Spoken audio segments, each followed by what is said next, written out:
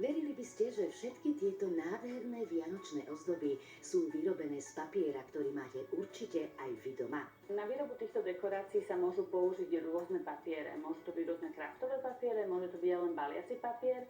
Originálne sa vyrábajú tieto ozdoby z desiatových vrecúšok.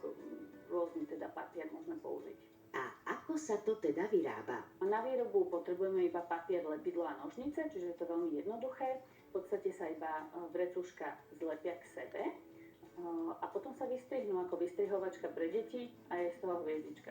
Táto dekorácia je vyrobená z obalu na mafiny, keďže sa mi veľmi páčil ten vzor, ktorý na ňom bol.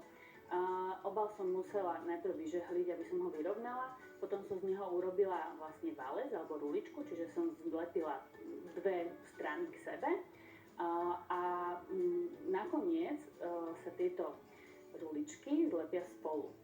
Ideálne je, keď ich je 12, čiže si vytvoríte 12 ruličiek, tie zlepíte v takom vzore do T a nakoniec, keď sú zlepené a vysušené, tak iba vystrihnete, zlepíte ich spolu ako hviezdičku a je to hotové. Nezabudnite do takto zlepenej ozdoby ešte povystrihovať rôzne vzory. Vystrihovanie je jednoduché, môžeme ho urobiť od oka, tak ako sme v detstve vystrihovali si kedysi hviezdičky alebo vločky, ale môžete použiť aj rôzne vzory, buď si ten vzor vytvoríte sami, alebo sa dajú aj nájsť rôzne na internete.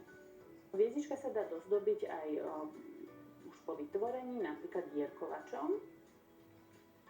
Zoberiem si ich viac a takto postupne môžeme vytvoriť vlastne vzor na hviezdičke. No a originálna a vlastnoručne vyrobená vianočná dekorácia je na svete.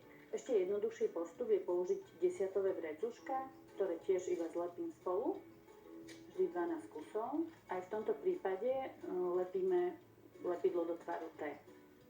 No a keď je 12 vrecúšok zlepených, môžete začať opäť tvoriť pomocou nožníc. Táto budúca hviezdička bude mať oblé kraje. Keď máme odstrihnutý kraj, tak môžeme sa pustiť do vystrihovania rôznych tvarov podľa fantázie. Môžete sa s tými vzormi vyhrať samozrejme viac, my sme si urobili takú jednoduchú. No vidíte, aké to je jednoduché a takéto dekorácie si môžete vyrobiť aj z iných druhov papiera. Len nezabudnite, potrebujete vždy 12 kusov zlepiť dokopy za pomoci lepidla, ktoré nanášate na papier v tvare T.